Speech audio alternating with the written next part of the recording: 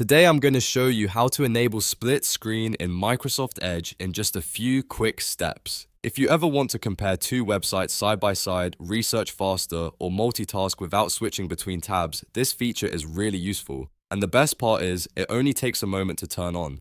If this video helps you out, make sure to hit the like button and subscribe for more simple software tutorials just like this. Alright, let's get into it. First, open Microsoft Edge on your computer. Once Edge is open, look to the top right corner of the browser and click the three-dot menu. This opens the main settings and options menu. From that menu, click on settings. This is where you'll find all of Edge's customization options, including layout, privacy, and experimental browser features. After the settings page opens, look at the left side panel and click Appearance. The Appearance section controls how Edge looks and behaves, so this is the right place to go for display-related settings. Next, scroll through the Appearance options until you find Browser Behavior and Features. Click on that section to expand it.